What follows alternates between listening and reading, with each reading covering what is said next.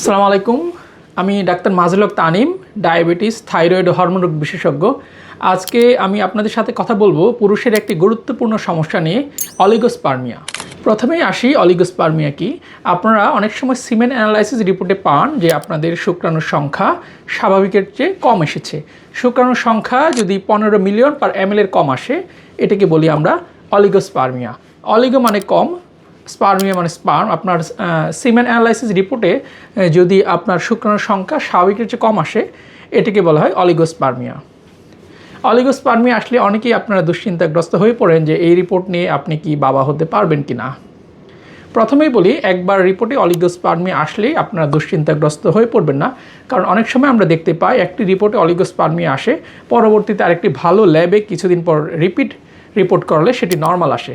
তাই একটি রিপোর্ট দেখে আপনারা হতাশাগ্রস্ত না হয়ে কিছুদিন পরে আপনারা দুশ্চিন্তামুক্ত থেকে, পর্যাপ্ত পরিমাণ ঘুমিয়ে এবং স্ট্রেস ফ্রি থেকে আপনি আবার এই রিপোর্টটা একটা ভালো ল্যাব থেকে রিপিট করতে পারেন। এখন আসি কী কারণে আপনার শুক্রাণুর সংখ্যা কম থাকতে পারে বা অলিগোস্পার্মিয়ার কারণগুলো কী। প্রথমে আছে কিছু লাইফস্টাইল জনিত রোগ। যদি আপনার ওজন বেশি থাকে, আপনি যদি স্মোকিং করেন, আপনি যদি মদ্যপান করেন, অথবা আপনি অতিরিক্ত দুশ্চিন্তা বা স্ট্রেসে থাকেন, তাহলে কিন্তু আপনার শুক্রাণুর সংখ্যা সিমেন অ্যানালাইসিস রিপোর্টে কম আসতে পারে। এছাড়া আপনার যদি হরমোনজনিত রোগ, যেমন টেস্টোস্টেরন হরমোনের ঘাটতি, আপনার যদি থাইরয়েড হরমোনের সমস্যা, আপনার যদি অনিয়ন্ত্রিত ডায়াবেটিস থাকে, এই সমস্যাগুলোর জন্য কিন্তু আপনার সিমেন অ্যানালাইসিস রিপোর্টে শুক্রাণুর সংখ্যা কম থাকতে পারে। এখন আসি যে কিভাবে আমরা এটি ওভারকাম করতে পারি এবং যে অলিগোস্পার্মিয়ার ট্রিটমেন্ট আছে কি না। হ্যাঁ, অবশ্যই ট্রিটমেন্ট আছে। আমি যে প্রথমেই বললাম কিছু লাইফস্টাইল জনিত সমস্যা, যে আপনি যদি অতিরিক্ত টেম্পারেচার বা অতিরিক্ত তাপমাত্রায় কাজ করেন, তাহলে আপনার প্রফেশন বা কাজ বা পেশা চেঞ্জ করতে হবে। অতিরিক্ত তাপমাত্রায় কিন্তু আপনার শুক্রাণুর গুণাগুণ খারাপ করে দিতে পারে।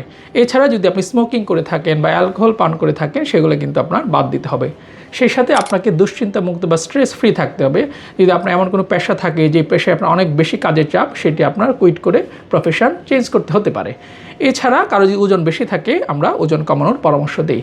এবং সেই সাথে যদি আপনার হরমোনাল ইমব্যালেন্স থাকে, আমরা হরমোন বিশেষজ্ঞরা সেটির কারণ আইডেন্টিফাই করে যথাযথ ট্রিটমেন্ট দিলে কিন্তু আপনার এই অলিগোস্পার্মিয়া থেকে আপনি মুক্তি পেতে পারেন।